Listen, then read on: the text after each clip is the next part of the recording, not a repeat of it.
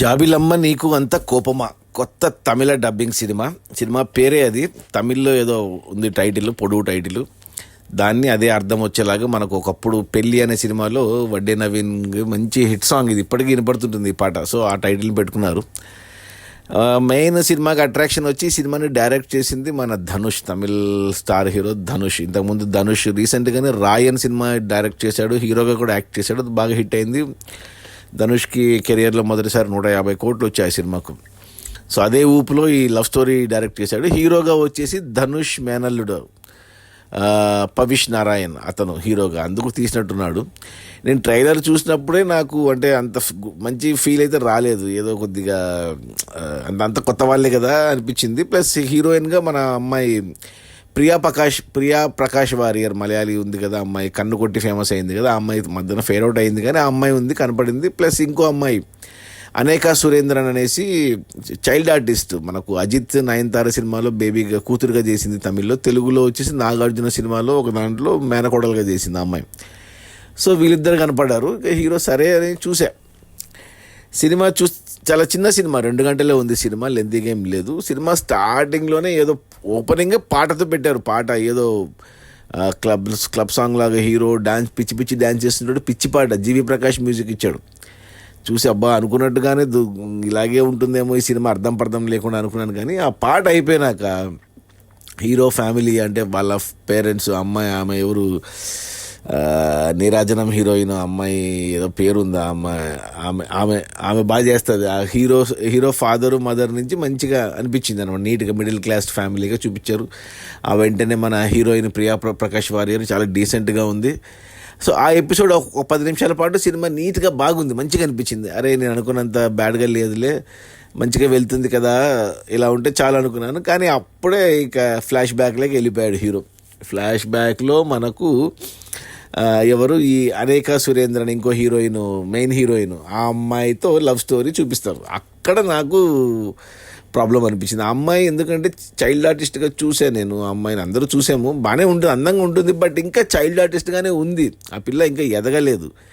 అంటే ఆ పిల్ల ఇంకా హీరోయిన్ అయ్యేంత హీరోయిన్గా యాక్సెప్ట్ చేయలేము, చిన్నపిల్లలాగా కనపడుతుంది నాకే కాదు ఎవరికైనా అలాగే అనిపిస్తుంది. హైట్ కానీ, పర్సనాలిటీ కానీ, ఆ ఫేస్ కానీ ఇంకా చిన్నపిల్లలాగానే ఉంది. హీరో పక్కన అసలు చాలా చిన్నగా ఉంది అందరు యాక్టర్స్తో పోల్చుకుంటే. ఆమె వల్ల అసలు ఆ లవ్ స్టోరీ చూడబుద్ధి కావట్లేదు ఆ హీరోయిన్ మధ్యన. దానికి తోడు అక్కడ వచ్చే సీన్లు అవన్నీ అన్నీ పిల్ల చేష్టల్లాగా అనిపించింది. అబ్బా ఇరిటేషన్ స్టార్ట్ అయింది నాకు. ఆ డైలాగులు కూడా తమిళ్ డైలాగుని యాజిటీస్గా డబ్ చేశారు, తమిళ్ పాటల్ని వాటిని. సో చేత కాలేదు. మెయిన్ ఆ హీరోయిన్ వల్ల ఆఫ్ అయిపోయింది. ప్లస్ దానితో ఆ సీన్లు కూడా అలాగే ఉన్నాయి, పిల్ల చేష్టల్లాగా ఉన్నాయి ఆ లవ్ సీన్లు అవన్నీ. ఒక అరగంట పాటు టార్చరే పెట్టాడు ధనుష్. పాటలు, జీవి ప్రకాష్ పాట వస్తుంటే ఒకటి రిలీఫ్ ఏమంటే హీరో ఫ్రెండ్ క్యారెక్టర్ ఒకటి ఉంది, కొత్త క్యారెక్టర్ ఎవరు అతను అబ్బాయి, బాగా అతను ఒక్కడు కొద్దిగా రిలీఫ్ ఇచ్చాడు ఆ అరగంట పాటు. మళ్ళీ ఆ ఫ్లాష్ బ్యాక్లో మనకు శరత్ కుమార్ క్యారెక్టర్ ఉంది. ఇంకా రెగ్యులర్ ఇంకా లవ్ స్టోరీలో ఉండే ప్రాబ్లమ్స్ ఇవన్నీ పెట్టి అక్కడ బ్రేకప్కి ఒక సిల్లీ రీజన్ పెట్టుకుని అసలు కన్విన్సింగ్గానే లేదు అసలు ఆ ఫస్ట్ హాఫ్ ఆ లవ్ స్టోరీ, ఎస్పెషల్లీ అరగంట పాటు. సరేలే ఇక సెకండ్ హాఫ్ అన్న ఏమైనా ఉంటుందా అనుకుంటే సెకండ్ హాఫ్ సినిమా మొత్తం గోవాకి షిఫ్ట్ చేసి పడేశారు. ఇంకా గోవాలో పెళ్ళి, ఇక ఆ పెళ్ళిలో మళ్ళీ హీరోకి అంటే ఏమంటారు ఇంకో లవ్ స్టోరీ, మళ్ళీ హీరో ఫ్రెండ్ది ఒక లవ్ స్టోరీ, ఇంకా ఇదే నడిచింది సినిమా. ఎందుకులే సెకండ్ హాఫ్లో కూడా ఫ్రెండ్ క్యారెక్టరే బతికిచ్చాడు మళ్ళీ. ఇంకా ఏందో పిల్లలాటగా అనిపించింది నాకు. అంటే ధనుష్ మరి ఎందుకు తీశాడు సినిమా నాకైతే అర్థం కాలేదు. అంత పిల్లలాటలాగా అనిపించింది ఆ లవ్ స్టోరీ. కానీ ఆ మెయిన్ హీరోయిన్ బిగ్ మైనస్. ఆ అమ్మాయి బదులు ప్రియా ప్రకాష్ వారియర్ని మెయిన్ హీరోయిన్గా పెట్టింటే కొద్దిగా చూడగలిగే వాళ్ళం. ఈ అనేక సురేంద్రన్ వల్ల అస్సలు చూడలేకపోయారు. హీరో వరకు బాగున్నాడు, హైట్, పర్సనాలిటీ బాగున్నాడు, బాగా చేశాడు కూడా మొదటి సినిమా అయినా. హీరో కంటే కూడా నాకు హీరో ఫ్రెండ్ క్యారెక్టర్ నచ్చింది. హీరోయిన్ కంటే కూడా హీరోయిన్ ఫ్రెండ్ ఆ అమ్మాయి బాగా నచ్చింది. ఇంకో మూడో హీరోయిన్ ఉంది, గోవాలో పెట్టుకున్నారు ఎవరు, ఆ అమ్మాయి కూడా పెద్దగా బాగాలేదు. ఆ అమ్మాయి కూడా అంటే కొంచెం మంచి కాస్టింగ్ పెట్టుకొని ఉండాల్సింది ధనుష్. మరి మేనల్లుడి మీద సినిమా తీశాడు 30 కోట్లు పెట్టి, బట్ వర్కౌట్ అయ్యేదంటే కనబడలేదు నాకు ఎక్కడ. పాటలు కానీ జీవి ప్రకాష్ కూడా ఒక పాటలో పర్ఫామ్ చేశాడు. పాటలు ఏవి చెప్పుకోదగ్గలేవు, బ్యాక్గ్రౌండ్ మ్యూజిక్ కానీ, సినిమా కానీ, స్టోరీ కానీ ఏమీ లేదు. ఓవరాల్గా చూసుకుంటే మొత్తం మీద అక్కడక్కడ కొంచెం హీరో ఫ్రెండ్ క్యారెక్టర్తో వచ్చిన లైట్ రిలీఫ్ కామెడీ తప్ప మిగతా సినిమా అంతా అసలు ఏమంటే అర్థం లేకుండా ఉంది. దీనికి తోడు మళ్ళీ క్లైమాక్స్లో సినిమాని ఎండ్ చేయకుండా పార్ట్ 2కి లీడ్ ఇచ్చారు. ఇదొక ఉంది మనకంటే సినిమా హిట్ అవుతుంది ఇంకో పార్ట్ తీయొచ్చు అనుకున్నాడు ధనుష్. కష్టమే ఇక్కడికే ఎండ్. నాకైతే ఓకే అనిపించింది.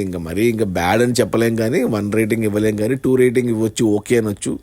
గుడ్ అయితే కాదు, కంపల్సరీ మస్ట్ వాచ్ అయితే కాదు, నాట్ రికమెండెడ్. నేనైతే రికమెండ్ చేయను. అంటే నేను ఈ 2 సినిమా అంటే వద్దులే, ఇంకో సినిమాతో కంపారిజన్స్ వద్దులే కానీ బట్ డిసప్పాయింటెడ్ ఓకే అంటాను. ఎవరైనా చూడాలనుకుంటే చూడొచ్చు, ఫ్యామిలీస్తో చూడొచ్చు. అంటే ఇంకా లవ్ స్టోరీలు ఫ్యామిలీస్తో ఏం చూస్తారు కానీ ఎవరన్నా 20-25 ఏజ్ గ్రూప్ వాళ్ళకి, అంటే 20-25 కూడా కాదు, వాళ్ళకన్నా కొద్దిగా మెచ్యూరిటీ లెవెల్స్ ఉంటాయి.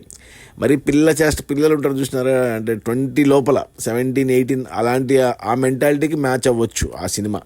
అలా అనిపించింది నాకు. వాళ్ళకే 20+ కూడా నచ్చదు ఈ సినిమా. మెచ్యూర్డ్గానే లేదు, పిల్ల చేష్టలాగా. ఇంకా నాకు ఇంకా వద్దులే.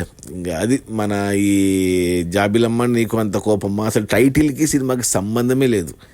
తమిళ్లో మరి ఆ టైటిల్కి అర్థమేంటో తెలియదు, బట్ తమిళ్ టైటిల్ కూడా ఎండ్స్ విత్ కోపం అంటే కోపమే. సో అలాంటిదే అనుకుంటున్నా. సో సినిమాకు టైటిల్కి సంబంధమే లేదు, ఏదో పొయిటిక్గా ఉందని పెట్టారు కానీ అర్థం లేదు. నాకు యాక్చువల్గా ధనుష్ది రాయన్ కూడా నచ్చలేదు నాకు. సో ఇది సరే, కంపారిజన్స్ వద్దు. ఆ సినిమా వేరు, ఈ సినిమా వేరు, జానర్స్ వేరు, లవ్ స్టోరీ. ఏదో మేనల్లుడిని హీరోగా లాంచ్ చేయడానికి పనికొస్తుంది తప్ప ఆడియన్స్కి ఎటువంటి ఫీల్, ఎటువంటి ఎంటర్టైన్మెంట్, ఎటువంటి ఎంగేజ్మెంట్ ఏమీ ఉండదు.